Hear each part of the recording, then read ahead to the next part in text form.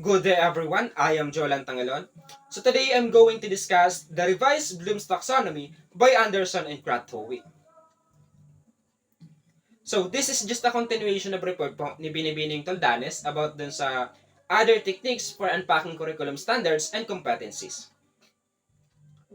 The 21st century education has become learner-centered, and it requires teachers to conceptualize lessons that are fit in the curriculum competencies, and as well as diagnose the needs and develop the learners with diverse skills and knowledge at the same time in school. In order to do that, Bloom's taxonomy will help educators to develop critical thinking and higher order cognitive abilities in students. So, what is Bloom's taxonomy? Bloom's taxonomy is a multi-tiered scale. He's expressed the level of expertise required to achieve each measurable student outcomes. In other words, the purpose of this Bloom's taxonomy is to provide teachers a framework or organization for classifying classroom lesson objectives. So teachers can build their lesson through Bloom's taxonomy. For example, as you may observe in our previous other subjects, we are taught how to make a detailed lesson plan or semi-detailed lesson plan. So, and before we can create our activities, it should be anchored in the learning outcomes or objectives. So these objectives should be aligned to curriculum competencies. And the most common way to do that is by referring in Bloom's taxonomy. Okay po? So, ano nga ba itong Bloom's taxonomy na ito? Okay, so, itong Bloom's taxonomy na ito, it actually presented and main proponent talaga nito is si Benjamin Bloom in 1956. And na-revise naman ito ni Lauren Anderson and ni Kratowi noong 2001. So, let us discuss muna po yung sa original or itong Bloom taxonomy in 1956. Sa Bloom's taxonomy, meron tayong KC Up and Say. So again po, KC Up and Say. It stands for Knowledge, Comprehension, Application, Analysis, Synthesis, and Evaluation. Ito yung pagkakasunod-sunod kasi may tinatawag tayong LATS and HATS. LATS is lower order thinking skills, which is yung sa knowledge, comprehension, and application. HATS naman or higher order thinking skills is yung sa analysis, synthesis, and evaluation. Okay, so pag sinabi nating knowledge, ibig sabihin, ang bata, kaya niyang ma-recall kung ano yung mga napag-aralan niya. Nare-recall niya pa lang po. So for example, what is science? So kapag na-recall niya yan, that is under knowledge. Ano po? So next is comprehension. Ibig sabihin naman, ang bata, kaya niyang ma-explain. Kaya niyang i-explain. Hindi niya kailangang i-recall lang, i-memorize lang, kundi kaya niya pang i-explain. And that is comprehension. Next is application. Ibig sabihin, ang alam ng bata ay kaya niyang gamitin. Use, ibig sabihin, application, i-apply na. Next is analysis. Kapag nag-a-analyze tayo, tama, bine-break apart natin ng mga yan. Ina-analyze natin. Ito dito, ito dito. Okay? So that is analysis. So for synthesis naman, ibig sabihin, combine. After natin ma-analysis, pwede na nating ipagsama-sama yung mga connect. Okay po? So that is synthesis. Last is evaluation. Kapag nandyan na ang evaluation, nandyan na lagi yung judge. Justify. Nagre-rate ka na, nagja-judge ka na, nag-a-assess ka na. And that is evaluation. Kaya nag-i-evaluate. So that is Bloom's taxonomy. Okay, so since I already explained the Bloom's taxonomy, dito naman tayo sa revised Bloom's taxonomy ni Lauren Anderson and Kratowi. So under pa rin ito ng cognitive kasi nga ni-revise lang nila ito. And halos parehas lang sila. Pero may pagkakaiba na po. Kasi pansinin nyo yung sa synthesis and evaluation ni Bloom, ang kay Lauren Anderson and Kratowi, evaluation and create na. Kumbaga, kay Bloom, yung pinaka-mataas or yung pinaka-last is yung evaluation. Pero yung kay Anderson and Kratowi, create na. Okay po? Yun yung pinagkaiba. Also pagdating sa word or terminology. Kasi itong revised Bloom's, kung mapapansin nyo, verb na siya. At pwede na din niyang lagyan ng ing sa dulo. Like, for example, remembering, understanding, applying, analyzing, evaluating, and creating. At yung kay Bloom naman is noun. Ano po? And isa pa, isa yung mnemonic kay Lauren Anderson and Kratowi ay, are you up and easy? Kay Bloom's naman, Casey up and say. Okay po? So, when we say remember or remembering, parehas lang po to ng recall. Parehas lang to ng knowledge. Ibig sabihin, nare-recognize niya, finding something. That's under remember. Okay po? So next is understanding. Ibig sabihin, naiintindihan niya. Kaya niya nang i-interpret. May comprehension. Like what I said nga po kanina, na magkahawig lang po talaga sila. Okay, so next is apply or applying. So tingnan niyo yung pangatlo kay Bloom's application sa kanya. Apply. Ibig sabihin, gagamitin nyo na. Kung ano yung natutunan nyo. I-implement mo na. Okay? You put it into action, what you have learned. Okay po? I-execute mo na. I-apply mo na kung ano yung natutunan mo. Okay po? So, next is analyze or analyzing. So, kapag nag-organize na yan ay analyzing. Ano po? So, next is evaluating. Ibig sabihin, is nag-examine ka na, andyan na yung checking, rating, gano'n. And lastly, and the most complex and the highest level in cognitive domain is yung create. Itong create na to kay Bloom is synthesis yon. Okay? Dito naman is panghuli na siya. Okay? So, ibig sabihin, nag-generate na, nag-create na, nagpo-produce na yung mga students. Ano po? So, that is the revised Bloom's taxonomy. So, please, memorize yung pagkakasunod-sunod nito. Know the lots and hats. And tandaan, kapag kay Bloom's taxonomy, Casey up and say. And kapag kay Lauren Anderson and Kratowi naman, are you up and easy? Okay po, tandaan nyo yan kasi as a future teacher, as a future educator, gagawa kayo ng objectives or learning outcomes. So dapat po yung gawa nyo is based or aligned dito sa Bloom's taxonomy. Okay po, so revise Bloom's taxonomy, encourage learners to engage with knowledge at a deeper and more interactive level. Ang revised Bloom's taxonomy ay nagpo-promote ng deeper and more interactive level. So kung natatandaan nyo, may sinabi akong two parts. At yun yung lots and hats.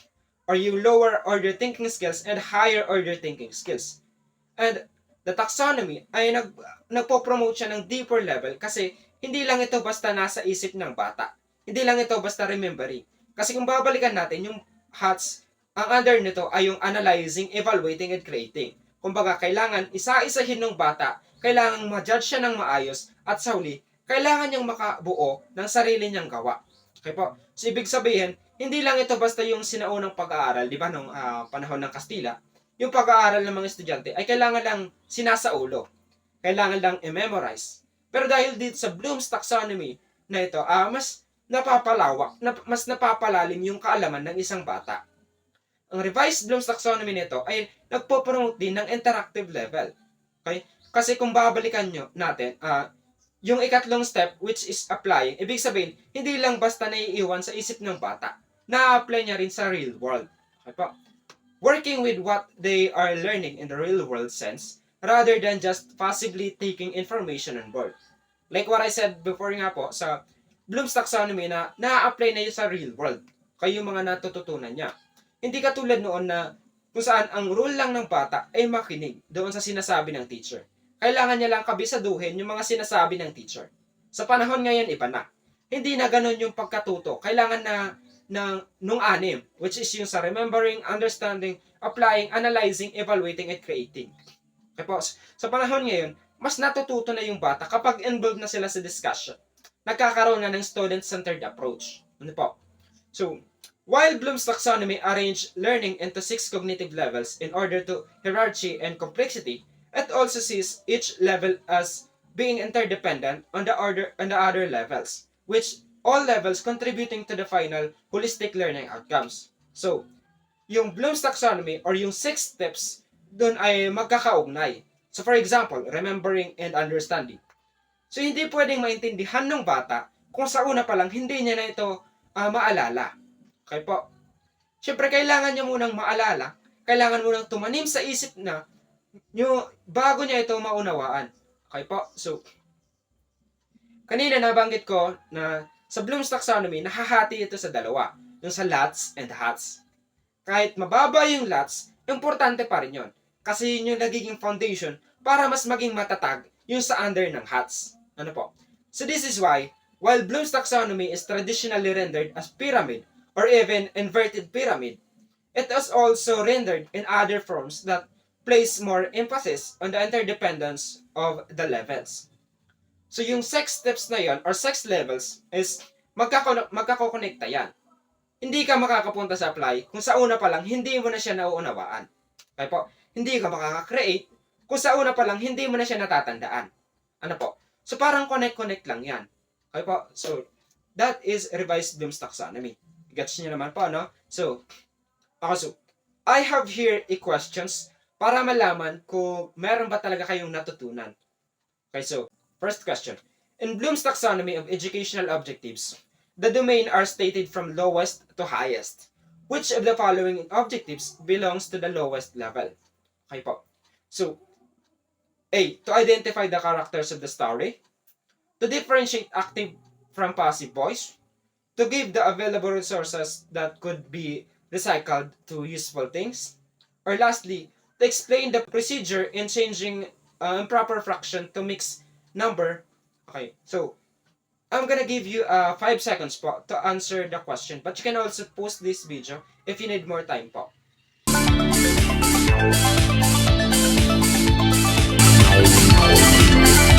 Okay, time's up. Okay, so if natatandaan nyo po, in Bloom's taxonomy of educational objectives, the domain are stated from the lowest level to the highest level. Okay po. So yung pasunod-sunod nun is remembering, understanding, applying, analyzing, evaluating, and the last is creating. Okay, so among the options provided, the objectives that belongs to the lowest level in Bloom's taxonomy is yung letter A po. To identify the characters of the story. Okay po, so these objectives fall under remembering. Di ba? Kasi identifying the characters of a story involves recalling specific information from the text without necessarily analyzing or interpreting the rules. Okay? So this task requires the students to remember and recognize the names and rules of the characters, which is a fundamental cognitive process. Okay po? So, let's see kung saan level po nagpo-fall yung ibang choices. Yung sa option B po, to differentiate active from passive voice. It involves understanding grammatical concepts. So it means, nagpo-fall siya under understanding. Okay po? So next is, to give the available resources that could be recycled to useful things. Okay? It requires applying the knowledge to solve a problem. So it means po, nagpo-fall siya as under applying level. And lastly, to explain the procedure in changing improper fraction to mixed number. Okay? It involves understanding and explaining a mathematical process. So it means, nagpo-fall siya under understanding level. Okay po? So, next question tayo. You are required to formulate your own philosophy of education in the course of the teaching profession. Based on Bloom's revised taxonomy, in which level of cognitive processing are you? Okay po? It can be analyzing, creating, applying, or evaluating. Okay?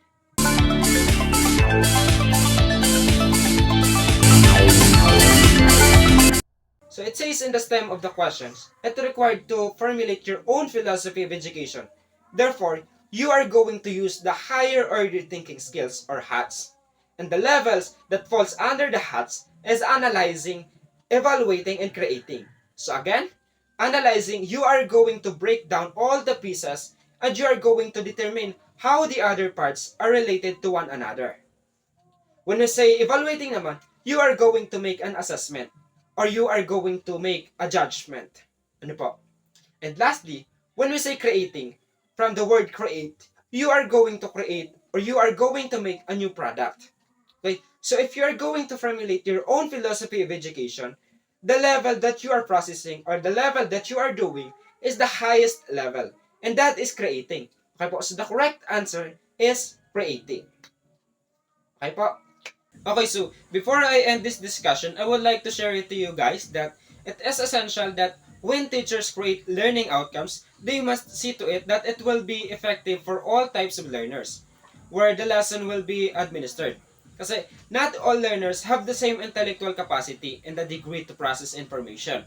Some are advanced and some are slow. So, see to it that the learning outcomes will fit to the every learners of diverse nature. And that's all for in my part. Thank you.